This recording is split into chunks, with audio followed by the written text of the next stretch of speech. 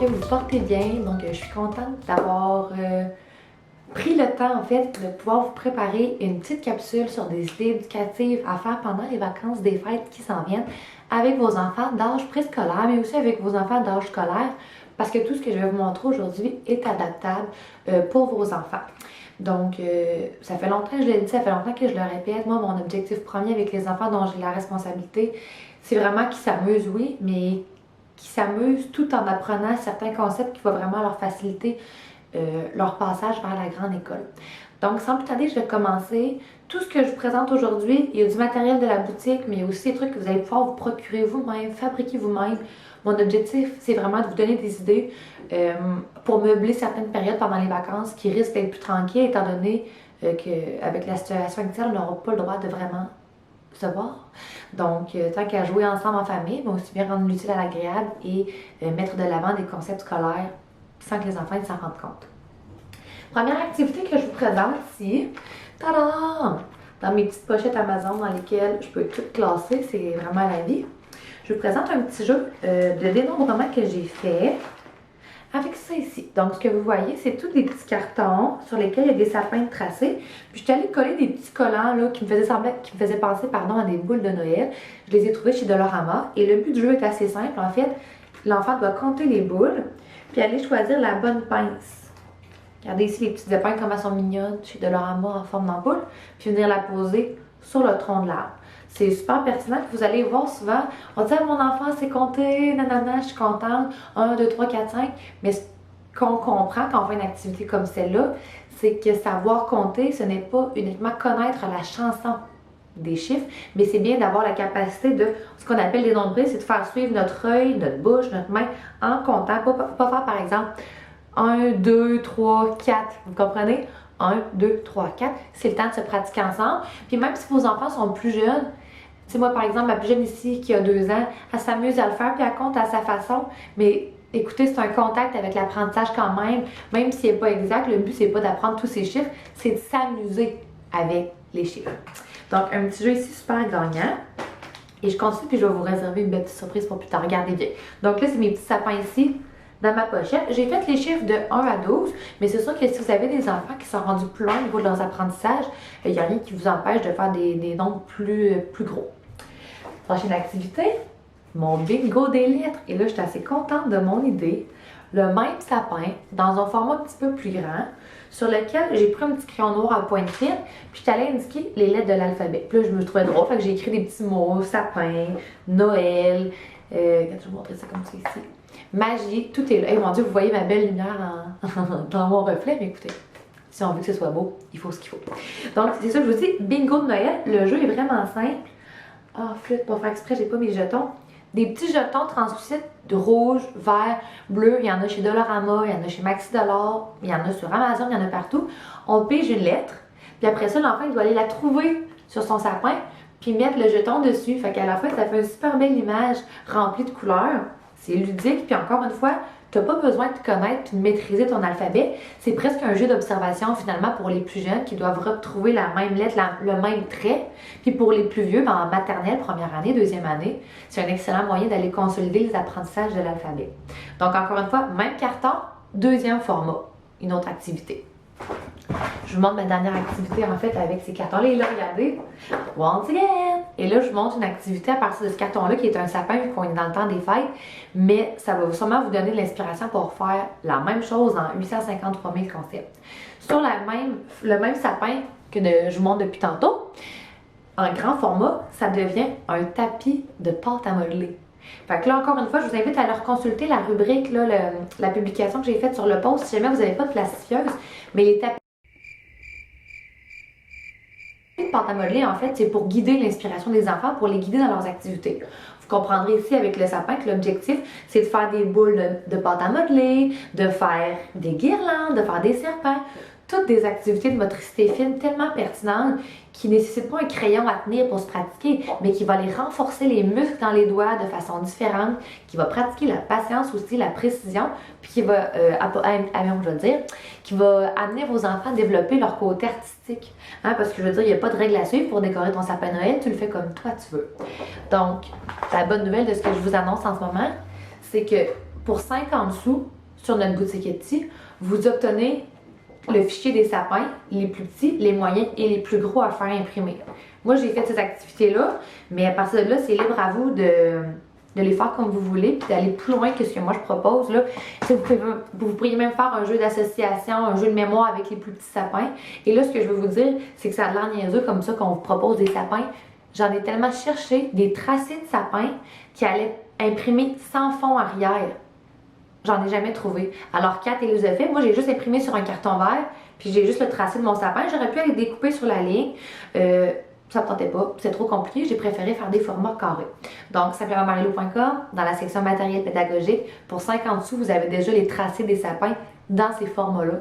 C'est merveilleux, je suis vraiment contente de notre idée. C'est tellement polyvalent, c'est wow.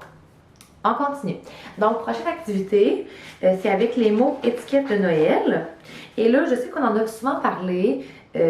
Je vais vous reparler un peu de tout. Sentez-vous libre d'avancer un peu plus ou d'écouter. Sauf que moi, je veux vraiment comme vous proposer le plus possible d'activités pour rendre votre quotidien plus occupé dans le temps des fêtes. Hein? On peut relaxer puis jouer, puis on peut avoir envie d'apprendre aussi. C'est bien correct. Alors, nos mots étiquettes ici, je les ai tous imprimés, plastifiés. Le but du jeu peut être aussi simple que d'identifier c'est quoi l'image.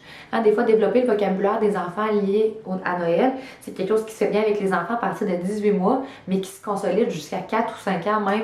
Des fois, si vous avez des enfants qui ont des petits défis langagiers à relever, les mots étiquettes, c'est tout le temps le fun de s'amuser avec ça. Pourquoi pas les imprimer en double, puis faire un jeu de mémoire, ou encore une fois, faire un jeu d'association, c'est super simple. Pour les plus vieux, pourquoi pas faire des défis pour les réécrire sans faute? Pourquoi pas les tracer dans la farine? Il y a mille et une façons de s'amuser avec les mots. C'est de la bombe. Des mots étiquettes, ça me fait tout le temps. Moi, personnellement, ce que je fais ici, vu que mes enfants sont quand même plus petits et ne sont pas encore d'âge scolaire, c'est que je leur demande d'aller les classer dans mon calendrier de l'alphabet en fonction de la première lettre. Par exemple, ici, c'est reine. Ben là, les enfants, ils voient le R. Il faut qu'ils aient identifié sur le calendrier et qu'ils aient glissé le mot dans la bonne pochette. On s'amuse, on apprend. C'est pas un jeu qui est super long. C'est pas un jeu qui a un début et une fin. C'est super adaptable dans le temps. Je veux dire, le but ici, c'est pas, on n'est pas à l'école. Hein? Fait que ça tente plus. C'est pas grave, on passe au prochain appel. Après ça, ici, moi, j'en ai parlé aussi sur Facebook, mais j'ai trouvé chez Costco pas un calendrier, mais c'est comme un genre de carnet d'activités pour les enfants de 3 à 5 ans. Je les ai tous enlevés du cahier parce que j'aime mieux les avoir en format individuel pour les reperforer par la suite. Mais c'est vraiment des activités éducatives, le fun, légères, pas longues à faire. C'est sûr qu'en les regardant, je me rends compte que j'aurais pu le faire moi-même. Sauf que, tu sais, le visuel est quand même assez important pour les enfants. Fait que je pense que j'aurais pas le même taux de réussite si j'avais fait à main levée. Tu sais, moi-même. Si Kat le faisait, c'est différent. Moi, avec mon talent artistique, des plans de ma fille me disent « Arc, ça me tente pas de jouer à ça. » Donc ici, regardez, vous avez les idées, trouver l'intrus, trouver le plus petit, trouver le plus gros.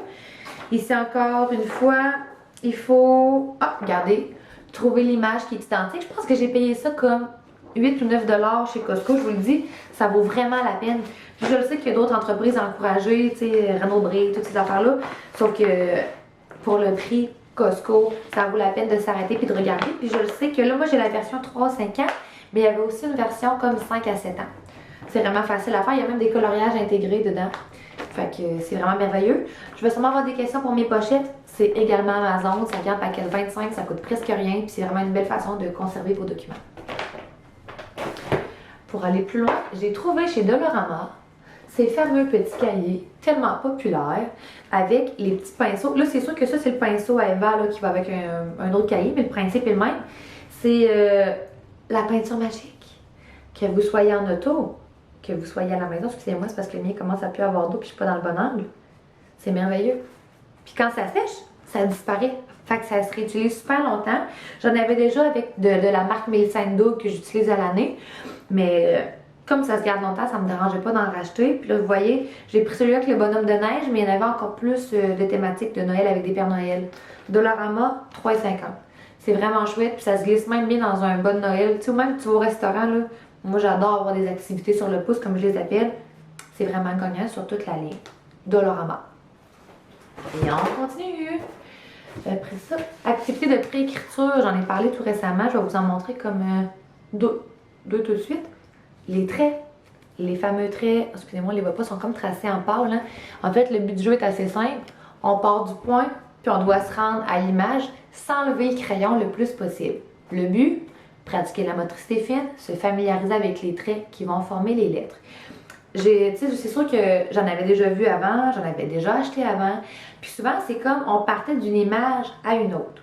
Moi j'ai préféré mettre, là c'est une étoile, Catherine avait fait une étoile, ou un point, pour essayer de rappeler aux enfants qu'on commence toujours à gauche. Quand tu regardes ton dessin, là, si c'est comme ça marche pas. Faut que tu la mettes du bon sens pour que comprendre, saisir, intégrer sans l'apprendre par cœur, mais intégrer, on commence toujours de gauche à droite pour écrire. Donc, quand elle a fait vraiment plusieurs petits dessins à partir de notre banque d'images de Noël, les traits, ça coûte presque rien sur notre... Je vais vous écrire le prix ici, là, mais sur le blog. Puis encore une fois, je vous répète que si vous n'avez pas de plastifieuse, c'est pas grave. Vous prenez une pochette transparente, vous glissez. Vous pouvez le faire imprimer sur du carton à ce moment-là, c'est sûr que ça va être plus durable. Puis on le fait avec les petits crayons effaçables à de chez Dollarama. Bon, mon Dieu, mille excuses. Fille de débutante, j'ai manqué de batterie sur mon Kodak. Les enfants se sont réveillés entre-temps. Alors, me revoilà les lumières ouvertes parce qu'il fait très noir dehors et prête à continuer. Donc, en tout cas, ce que je vous disais pour les traits, finalement, c'est que c'est quelque chose qui se fait super rapidement et qui va toujours être pertinent dans le développement des habiletés de préécriture des enfants. On continue. Quel enfant n'aime pas faire de la peinture? Tous les enfants aiment se peinturer. Moi, perso, non, j'aime pas m'installer pour peinturer, j'aime pas le dégât que ça fait. Je trouve qu'au final, ça fait toujours du barbeau. En tout cas, quand on fait ça de façon aléatoire puis artistique, ça me dérange pas, mais au quotidien, avec la garderie, c'est vraiment pas une activité qui est au centre de mes priorités. Sauf que là, j'ai rendu disponible la peinture à l'eau de trucs hivernaux, Père Noël, sapin. Ça prend pas beaucoup d'organisation. Le pire qui peut arriver, c'est qu'il y ait trop d'eau puis que ça déchire. C'est vrai, moi, personnellement, je trouve que c'est vraiment un bel entre-milieu. Entre-milieu, ça se dit ça? En tout cas, un beau juste milieu entre la peinture conventionnelle, tachante qui prend une protection, puis le dessin. Fait que c'est vraiment pertinent. Les enfants aiment tellement ça. Je le sens pas souvent, puis s'installe vraiment un à la suite de l'autre. Mais la peinture à l'eau, Dollarama, non, il doit en avoir comme une trentaine dans le paquet. Moi, je les ai toutes détachées pour qu'ils soient prêts à l'emploi. C'est vraiment ma façon de fonctionner. Mais écoutez, toutes les façons sont bonnes. Puis avant d'aller plus loin, j'ai envie de vous montrer quelque chose parce que c'est cet atelier-là qui me fait penser à ça. Je sais qu'il y a plusieurs enfants qui ont de la misère à structurer leur espace. Des fois, ça devient comme problématique parce qu'il y en a partout puis ça finit plus de finir. J'ai trouvé chez Ikea des petits plateaux de cafétéria, on dirait, comme ça. Puis ce que je fais, c'est quand je propose un atelier, par exemple, je vais vous faire l'exemple avec la peinture à l'eau, je les mets directement dans le plateau. Fait que l'enfant qui veut se servir, ben tout est là. Fait que là, par exemple, je mettrais ça de même avec le pinceau puis le petit plat de compote vide là, que je mets là-dedans. Fait que tout est dedans, puis la consigne, c'est que tu restes dans ton plateau de travail. C'est vraiment une belle façon de les aider à se donner une structure de travail puis de respecter un espace qui est donné. Parce que souvent, s'il y a 2 ou 3 enfants à table, là, le matériel se mélange tout, ça finit mal. C'est toujours très gagnant. Ikea pour les petits plateaux d'atelier. Maintenant, je vous présente le jeu du lutin. C'est un jeu que Kat et moi, on a créé ensemble. Je suis vraiment contente de ce que ça donne. C'est tellement le fun, puis on s'amuse, on rigole, puis en bout de ligne, ben encore une fois, on apprend. Vous avez la carte de jeu ici. Dans le fond, ce que ça vous prend, c'est que ça vous prend la carte de jeu, les petits lutins vierges, puis un dé à jouer. Donc, il y a 2 façons d'y jouer. La première, vous lancez le dé. Selon ce qui est obtenu, vous ajoutez une tuque, une bouche, 3 oreilles. Vous comprenez, tout est là. L'autre version d'y jouer, c'est de dire, OK, maintenant, on sort un petit peu de la grille, là, mais on dit, OK, maintenant on va lancer le dé, le résultat qu'on obtient va être le nombre de mains qu'on va ajouter. Alors on lance et blablabla, blablabla. On s'amuse, on décore notre lutin, ça fait des petits lutins coquins. C'est super le fun. Puis, ce que je trouve intéressant là-dedans, c'est que oui, on apprend à compter les petits picots, mais on apprend aussi comme à mémoriser l'image sur le dé, puis savoir que, et ce dessin-là, ben c'est 2, par exemple. On se donne des cues pour être plus rapide sur la détection. Fait qu'il vient un temps où oh, ça, c'est clair que c'est 6. Tu sais, fait que les enfants, ils s'amusent à travers ça, puis ils développent encore une fois des concepts mathématiques intéressants, puis des bons précurseurs aux apprentissages qui vont être faits à l'école pour plus tard. On achève, gang, on dit, bon, je continue avec les napperons de Noël. Un gros must à avoir. Les 4 c'est 4 pour 3 $ sur la boutique en ligne. Encore une fois, je vous le répète, si vous n'avez pas de plastifieuse, ça coûte vraiment pas cher à faire chez Bureau en Gros. Sinon, vous le faites imprimer sur un carton à la maison, vous le glissez dans une pochette transparente et le tour est joué. Vous préparez le dîner, vous êtes dans le jus, les enfants sont actifs, vous sortez des crayons effaçables à sec de chez Dollarama, vos napperons et le tour est joué. On a mis de l'avant plusieurs thématiques différentes. Écrire, trouver les lettres de son nom, on peut juste les colorier, tracer le joyeux Noël. 4 napperons, moi ça fait des années que je fonctionne avec ça. Dans le passé, j'avais acheté des napperons d'une compagnie américaine, puis ça me dérangeait pas trop, mais là on a les nôtres, je suis vraiment contente, je suis vraiment satisfaite. Puis je veux dire, c'est une manière ludique de passer le temps, mais c'est une manière éducative aussi de passer le temps. À place, des fois, tu sais, on est porté comme, moi je suis la première, là, j'ai besoin de calme, là, je suis concentrée dans la cuisine, je veux ouvrir la télévision. Ben là, regardez, c'est une belle alternative, ça fait changement, on s'amuse, on apprend, pardon, c'est génial. Prochaine activité, Dollarama encore une fois. Un lacet, des petites épingles, sont tellement mignonnes. Il y en a des comme ça ici. J'en ai avec des petits bonnets de Noël. J'accroche la corde à linge entre 2 trucs de bois, là, en tout cas, que je mets sur la table à jouer. Puis les amis, ça m'amuse à épingler les épingles. C'est un super bon jeu de motricité fine. Puis si on prend le temps de bien le faire, ben, ça concerne beaucoup les doigts qui vont tenir le crayon. Donc, si moi j'ai des enfants, des fois à la garderie, qui sont peut-être hyper laxes au niveau des mains ou qui a comme une structure, on dirait qu'ils sont comme plus mous de la main, mais ça va renforcer les muscles. On s'amuse à les épingler. Puis pour ceux qui sont meilleurs, ben pas meilleurs, on va dire plus habiles, j'ajoute la petite truc ici qui peuvent aller épingler. C'est un défi supplémentaire de coincer un objet. Écoutez, il y a l'impression qu'il étend du linge. Je vous le dirai jamais assez, tout ce qui ressemble à ce que nous on fait dans le quotidien, ça fonctionne avec les enfants. Fait que c'est vraiment pas coûteux. Vous en avez pour 1,50$ probablement chez Dollarama. Et le tour est joué pour le jeu des épingles. Je vous montre ça en vrac pour la suite. Du matériel varié que j'ai acheté. Encore une fois chez Dollarama. Regardez comment c'est mignon. Des petites mini chaussettes. Des petits mini bonhommes de neige. Des boutons. Et des pinces. On fait juste du transfert. On prend les objets d'un plat vers l'autre.